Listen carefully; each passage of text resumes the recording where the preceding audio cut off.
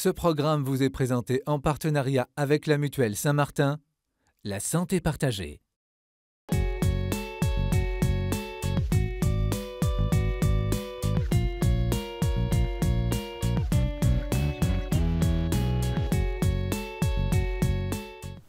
Ces grands ados qui jouent avec la petite Alix, ce ne sont pas des baby-sitters.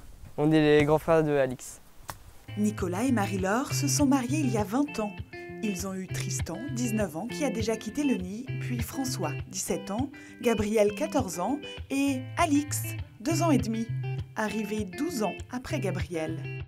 On avait 3 garçons et pour nous c'était terminé en fait.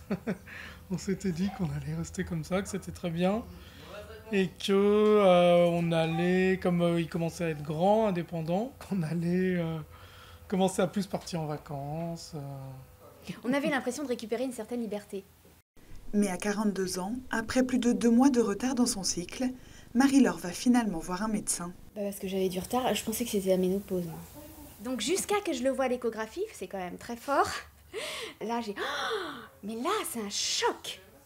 Le choc. Mais merveilleux, mais le choc quand même. Si elle a tout de suite accepté l'arrivée d'un autre enfant, cela a été plus difficile pour Nicolas. Je peux pas dire que j'étais super heureux, je l'acceptais, mais sans plus, quoi. J'étais quand même dans une phase où il fallait que j'aille par-ci par-là, dire les vacances c'est important, profiter de la vie, quoi.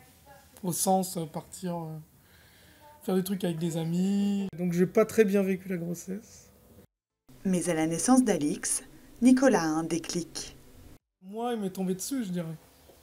C'est pas un effort de ma part, ça s'est venu comme ça, quoi. Un choc émotionnel, en fait, qui m'a fait réaliser que le bonheur, il était là et qu'il n'était pas allé chercher n'importe où, du coup, ailleurs, quoi. Et je pense que c'est le fait que ça soit un don, quoi. On l'a vraiment pris comme un don du ciel, cette petite fille. Ouais, c'est ça. Et aujourd'hui, même s'ils doivent repousser leur projet de vacances, Alix leur a apporté bien plus. Le fait d'avoir été en famille, de pouvoir l'accueillir, de renforcer notre couple, c'est que de l'amour. Et puis ça rejaillit aussi sur toute la famille dans son ensemble, notamment ses grands-parents, quoi, nos parents qui ont vraiment été touchés par la venue d'Alix. Et ça, je pense, ça a ressoudé aussi la famille, quoi. Ils sont tellement contents. Aujourd'hui, Alix grandit dans une famille unie. Elle fait la joie de ses parents et de ses 3 grands frères. Alors il y a des enfants qui effectivement arrivent sans être désirés. Il arrive que des enfants soient accueillis alors qu'ils ne font pas partie d'un projet des parents. Ce qui est beaucoup plus fondamental, c'est la décision prise par la mère et le père d'accueillir effectivement cet enfant. C'est une décision qui est une décision que l'on pose par amour et pour laquelle il faut croire que des grâces sont données aussi pour effectivement accueillir et pour que des sentiments arrivent.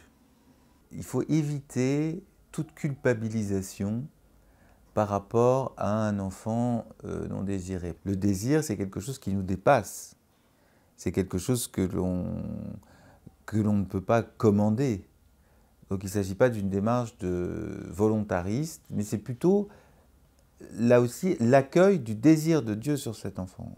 Je pense que les moyens de contraception moderne et toute la manière actuelle de penser l'accueil d'enfants et le désir d'enfants ont presque mis un impératif catégorique sur le fait que l'enfant doit être désiré. Or, pour un chrétien, le plus important, c'est que Dieu le désire. C'est que Dieu, de toute éternité, le veut, et il le veut pour toujours. L'homme et la femme doivent se dire qu'en fait, le désir ne vient pas d'eux, déjà.